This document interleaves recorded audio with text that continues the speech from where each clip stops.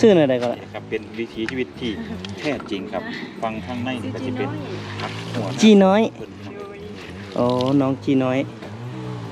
น้องจีน้อยยังบ่ทันได้สร้างครอบครัวติยังโสดอยู่ท่านผู้ชมน้องจีน้อยยังบ่ทันสร้างครอบครัวปานใดจังสิสร้าง นี่คือวิถีชีวิตท่านผู้ชมที่ว่าเพิ่นก็มาซักเครื่องเนาะอยู่น้ำสร้างตัวนี้เนาะทั้งเอาเมื่อไซน้ำแม่นบ่เอาเมื่อไซน้ำแล้วก็ใส่โฮดพัก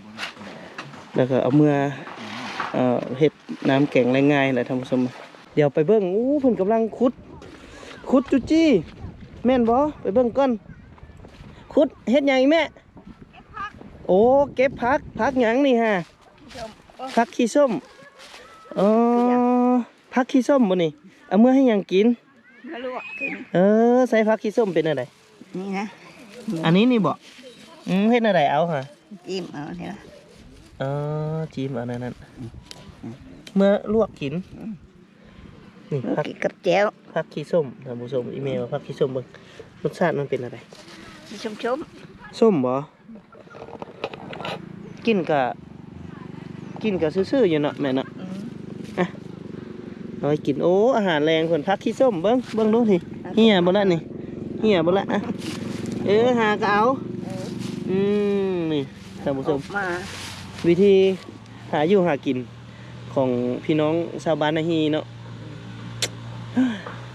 เป็นตามีความสุขอีหลีท่านผู้ชมเข้าใจได้ไหมเด้อพี่ท่านผู้ชมมาลุยสวนเพิ่นบ้านนี่เบิ้ง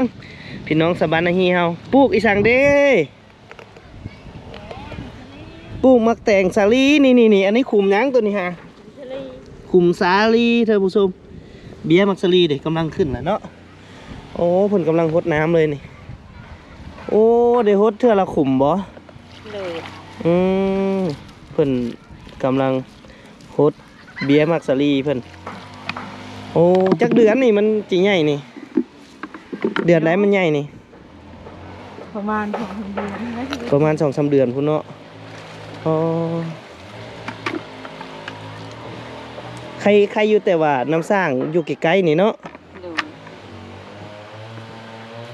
เพิ่นกำลังคดสวนมากสาลีเพิ่นปลูกผักปลูกหญ้านั่นเองเนาะท่านผู้ชมนี่เนาะท่านผู้ชมอันนี้ก็จะเป็นวิว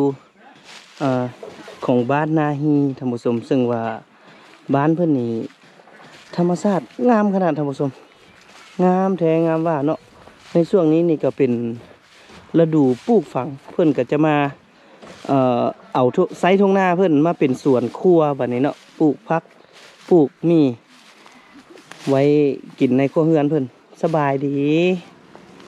กำลังปลูกผักอย่างเนาะกำลังงามเลยท่านผู้ชมผักกาดผักหอมนะผักหอมบัวเนาะผักหอมบัวผักกาดคือเพิ่นจะนิยมปลูกผักที่ว่าเพิ่นใช้กินในครัวเรือนเพิ่นเนาะเพิ่นจะปลูกประเภทผักหอมผักกาดเนาะที่ว่ากินดุแล้วก็ประเภทมักไม้กับมักสาลีมักแตงมักถั่วเนาะประมาณนั้นแหละนี่สวนเพิ่นเนาะนี่จะเต็มไปด้วยสวนครัวเพิ่นจนเบิดเลยท่านผู้ชมเลย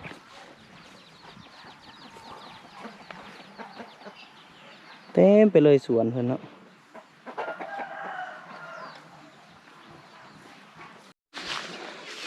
พี่เพิ่นกำลังเฮ็ดสวนเลยป้าตัวสวนใหญ่แท้ใหญ่ไปเลยเนาะพักเจ้าทางพี่เพิ่นเนาะป้าท่านผู้ชมพักเพิ่นใหญ่ไปเลยเดี๋ยวขออนุญาตเข้าเบิ่งสวนเพิ่นกันหน่อยนึงมีหลายสิ่งหลายอย่างเนาะที่เพิ่นปลูกอยู่นี่ขออนุญาตเด้อป้าพี่นะสวนครัวท่านผู้ชมปลูกอย่างแน่นี่หลายอย่างอันนี้ต้นอีสังแน่นี่ฮะมากอีสังแน่หมกทั่วตัวนี้หมกทั่วใน2 หนานี่เนาะตัวนั้นดิมักทางหมกทั่วหมกแตงผักบงท่านผู้ชมที่ผลปลูกมักสาลีแน่ผักบัวผักกาดเนาะปลูกจนเบิดเลยนี่น้องที่ไปตั้งน้ำไม่ใส่ยังหาบมาอีกบนนี่เดี๋ยวมื้อนี้บ่แต่งคำสีลองหาบน้ำมาให้เพื่อนฮดพักซอยเพื่อนจักน้อยนึงเนาะ มาลองใช้ชีวิตแบบซีลองเบิ่งหั้นนะว่าเพิ่นใช้ชีวิตก็เป็นแบบนี้เฮาก็อยากลองอยากสัมผัสเบิ่งหั้นนะกับเพิ่นเนาะนี่เนาะท่านผู้ชมทางนี้นี่จะเป็นบ่อนที่เพิ่นมาเอาน้ำเมื่อฮดพักเพิ่นเนาะบ่เตียงกับบ่ท่านได้ถามซ้ำว่าเพิ่นซื้ออีสังเนาะอ๋อน้ำสร้างบ่วังนี่กะเบิ่งไอ้ลองหาบเบิ่งดูหาบได้อยู่บ่นี่เอาวางวังนี่ก็ได้เดี๋ยวไอ้สิลองหาบเบิ่ง คืออยู่บนเนาะปะลงก่อนเดี๋ยวบ่เตียงคำสิลองหาบซอยน้องสาวลองเบิ่งเนาะจากบ้านหนึงเนาะเดี๋ยวนี้มันบ่โอ้หลายปีแล้วได้โอ้หนักเติบท่านผู้ชมไปบ้านนี้ไปน้ำเดียวได้พร้อมเดียวได้อันนี้ได้เปล่าบ่ลองเบิ่งเนาะลองมาเป็นผู้หาบลองเบิ่งเนาะเดี๋ยวเราลองมาใช้ชีวิตเบิ่งซื่อๆเนาะท่านผู้ชมว่าการใช้ชีวิตของเพิ่นเป็นจังไดนี่บ่าวแต่คำลองหาบเบิ่งโอ้กันนักสมควรอยู่ได้คู่นี้น้องหาบคู่มือมาอ๋อลองหาบเบิ่งเพื่อนเบิ่งเลยเนาะว้าลองเบิ่ง2-3 บาทท่านผู้ชมบ่รอด ก็เลยให้น้องสาวเพิ่นเฮ็ดซะมาแต่ไสอีล่ะมาหาหน่อไม้เบิ่งแน่ได้หลายบ่นี่ของอยู่ของกินเพิ่นว้าหน่อไม้เฮ้ยเอื้อยเจ้าก็ได้บ่เอื้อยเจ้าก็ได้บ่ลูกเอาเมื่อให้หยังกินแรงอ่ะเมื่อแกงพอแล้วมันก็พอกินแล้วพอหูความขนาดท่านผู้ชมนี่วิถีชีวิตของคนในยามแรงเนาะอยู่บ้านนาฮีนี่สุดยอดเลยโอ้ยสวยงามขนาดท่านผู้ชม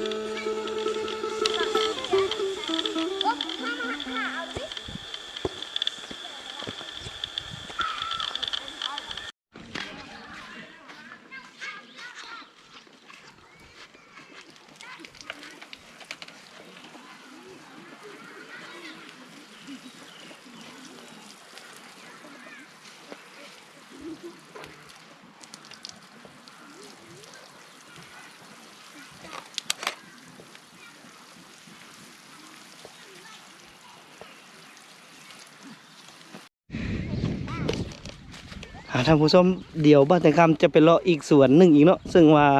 ฤดูกาลนี้นี่แม่นเป็นฤดูกาลปลูกฝังพืชล้มลุกเนาะซึ่งเพิ่นจะปลูกพักเนาะงวดนี้เนาะถ่ายอยู่นอกเอา โอ้กำลังเสียหญ้าเลยเนาะพ่อเนาะสิปลูกหยังนี่ครับพ่อปลูกอันนี้นะปลูกยาเพิ่นสิปลูกยาสูบท่านผู้ชมที่พ่อเพิ่นปลูกยาสูบเด้มันก็ต่างได้เนาะผู้เฒ่าเฮาก็อยากสูบยากับปลูกยาเนาะพ่อเนาะควรอยากปลูกพักก็ปลูกพัก นั่นนี่ได้ท่านผู้ชมเว้ยวิถีชีวิตเพิ่นก็ได้พี่อีกส่วนหนึ่งท่านผู้ชมอีกส่วนหนึ่งพี่นะโอ้พักเพิ่นเขียวเบิ่เลยได้อ๋อคือแบ่งเป็นล็อกอีกอันนี้ของไผซะตัวนี้ นี่ก็ล็อกนึงกูนึง ปันกันนะได้ดินปลูกนี่ เวลาตะบ่ไหว ปลูกพอได้กินเนาะแม่เนาะมันเพราะว่าอยู่นี่มันต้องได้ไปหาบน้ำมาฮดแมันบ่ นั่นล่ะ เพิ่นก็เลยปลูกพอจะได้กินโอ้ยสำนี้ก็เหลือกินแล้วท่านผู้ชมเลยสำหรับสวนครัวนี่ก็ถือว่าสุดยอดแล้วสำนี้นะอันนี้ผักหอมป้อมนี่เนาะผักหอมป้อมท่านผู้ชมอ๋อต่อสุดยอดเลยแบบนี้แหละวิถีชีวิตที่ว่าอยู่บ้านเพิ่นน่ะมันอยู่ไกลตลาดอยู่ไกลตลาดก็เลยต้องได้ปลูกผักกินเองเนาะแม่เนาะเพื่อได้ออกไปกับบ่ธรรมดาได้ข้ามน้ำข้ามเซ่ไปนี่ก็ได้เห็ดเป็นเลยเห็ดกินแม่นชีวิตพอเพียงท่านผู้ชม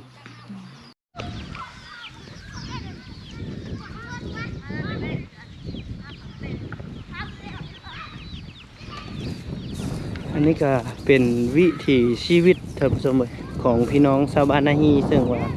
มื้อนี้เบาเตียงคำเดินทางมาก็รู้สึกว่ามีความสุขแห้งอีหลีเนาะกับการมาเที่ยวชมเบิ่งภาพบรรยากาศวิถีชีวิตของพี่น้องชาวบ้านที่อยู่ห่างไกลจากตัวเมืองเนาะซึ่งว่าบ้านนาฮีนี่ก็เป็นบ้านหนึงที่ว่าอยู่โดดเดี่ยวอยู่ผู้เดียวมีภูผาอ้อมรอบเป็นเบิดเนาะวิถีชีวิตของเพิ่นก็เรียบง่ายใช้ชีวิตแบบพอเพียงเนาะหาอยู่หากินตามธรรมชาติแล้วก็ปลูกฝังเลี้ยงสัตว์ไว้อยู่ไว้กินภายในครอบครัวเนาะ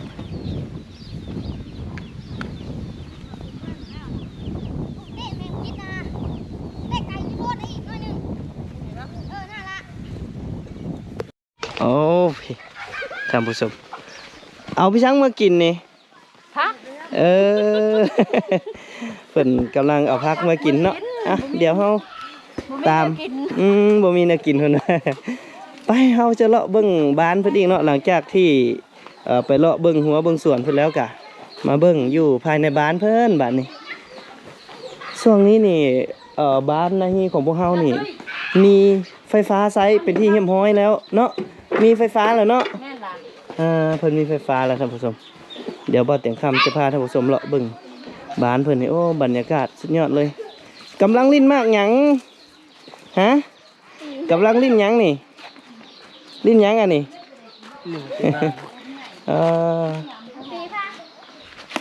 โอ้ลิ้นมักจุดเพิ่นว่ะประมาณนั้นเป็นการละลิ้นเราทำผสมเนาะ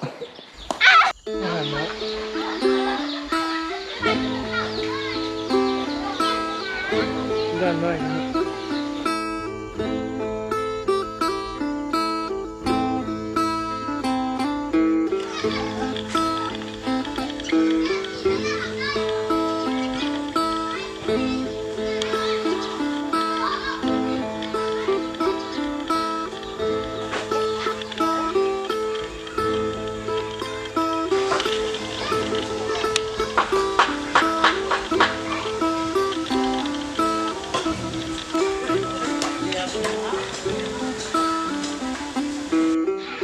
สบายดีแม่มาแต่เฉยนี่สบายดีโดยของกินนะอันนี้พร้อมถ่ายขนางพักถ่ายขนางพักบัวถ่ายขนางพักบัวแล้วเอาอันนี้มาเฮ็ดยังอันนี้พักอันเป็นใบน้อยๆนี่ฮะพักส้มขี้กาพักส้มขี้กาเอามาเฮ็ดได้กินไหมแกงใส่หอยใส่ปลาพอละแกงใส่หอยใส่ปลามันส้มบ่รสชาติมันส้มขอบใจเด้อขอบใจ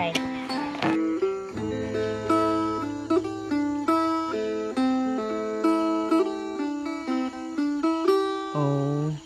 อาหารแรงบุญนี่ไอ้โอ้ไปเบิ่งอาหารแรงไอ้มันก่อนเด้อโอ้ป่านิ่นป่าของเขาโลเท่าไหร่แล้วยี่พี่โล20,000โอ้โล20,000อยากซ้ำเดี๋ยวกับบ้านเฮาหน้ากายแพงแต่ได้อยู่พุ่นก็ได้โอ้อยู่พี่20,000อยู่พุ่น18ก็ลื่นเดี๋ยว2,000กีบนึงใจเด้อ อ๋อนี่นะท่านผู้ชมเดี๋ยวบ้าวเตียงคำจะพาท่านผู้ชมขึ้นไปทั้งเฮือนเพิ่นจักหน่อยหนึงเยี่ยมเบิ่งยามเบิ่งการอยู่การกินของพี่น้องชาวบ้านนาฮีจักหน่อยหนึงขออนุญาตเด้อแม่เด้อโอ้ยขึ้นเฮือนเพิ่นก่อนจักหน่อยหนึงท่านผู้ชมเอ้ยโอ้ยกำลังเฮ็ดหยังกินเด้ ตำหมักถั่วให้ โอ้ ลูกชายหลานนี่ล่ะ โอ้ลูกชายล่าอยากตำบักทั่วโอ้ยอยากตำบักทั่วเนาะบักอายเนาะโอ้ยเบิ่งเขาเนี่ยนี่โอ้ยอ้าวเฮ้ยเพิ่นกำลังซอยมักทั่วตำให้ลูกชายล่าเพิ่นกิน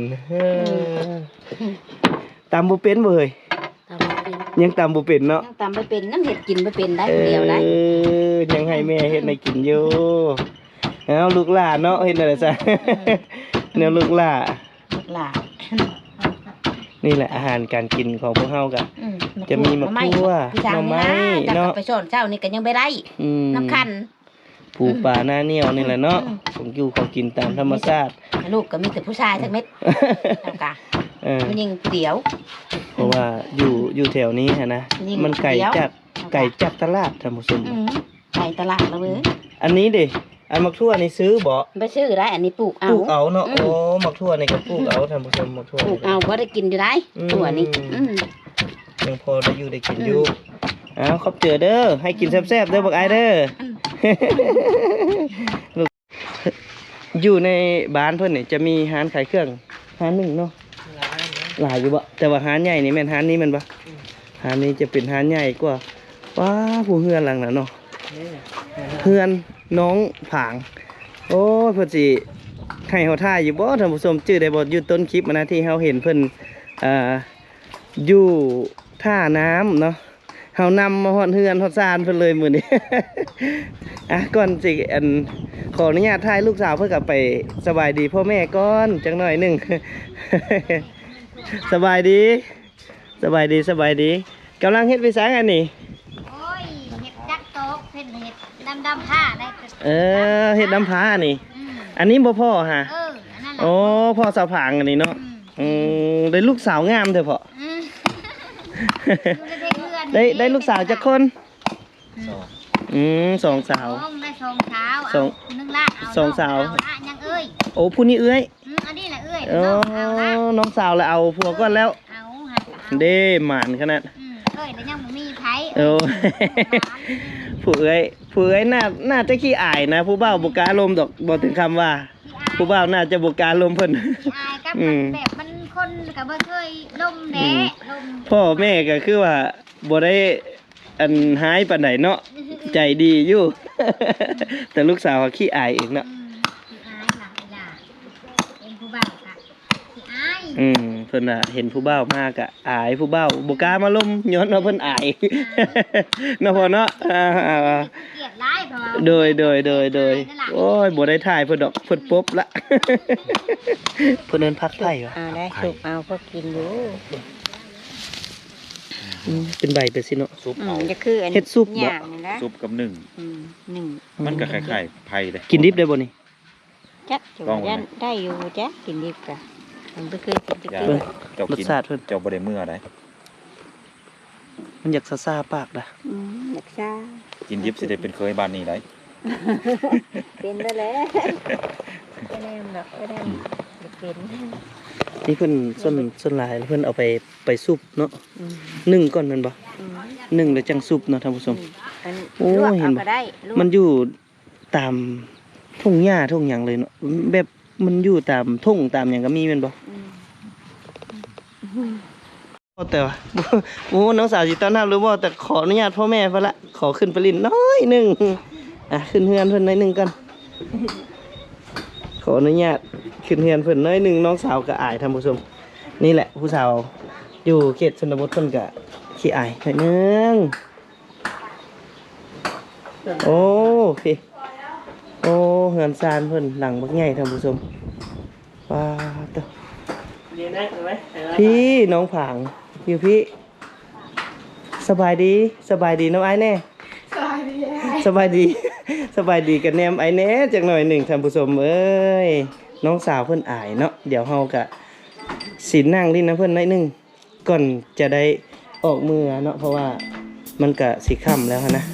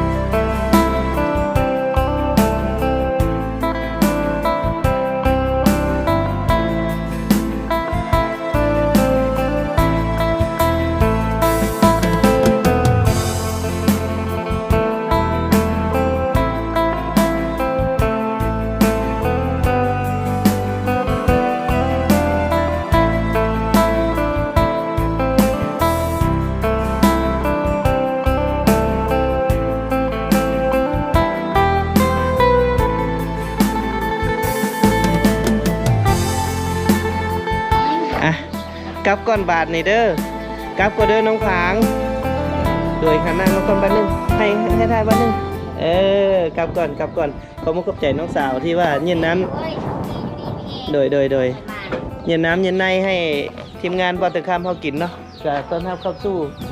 แบบนี้แหละท่านผู้ชมอยู่ในชนบทเฮากะคือมีอย่างเพิ่นก็สู้กันกินนะคือวิถีชีวิตแบบนี้นี่ถือว่าหาได้ยากแล้วอยู่ในบ่อนที่เจริญเนาะกันยังแต่ขอบเขตท้องถิ่นชนบทของพวกเฮานี่แหละที่ยังใช้ชีวิตกันอยู่แบบนี้เนาะจังใดก็ฝากท่านผู้ชมเข้ามาแล้วก็ให้กดไลค์กดแชร์แน่แล้วก็ที่สำคัญก็คือเบิ่งโฆษณาให้ทีมงานของพวกเฮาแน่เพื่อเป็นค่าเดินทางให้ทีมงานพวกเฮาได้ไปถ่ายทำภาพวิถีชีวิตแบบนี้ให้ท่านผู้ชมได้เบิ่งได้ชมต่อไปเรื่อยๆนะท่านผู้ชมเนาะสำหรับคลิปนี้มาในบัตรคำพร้อมโดยทีมงานลาท่านผู้ชมก่อนพบกันใหม่ในคลิปหน้าขอบคุณจ้ะ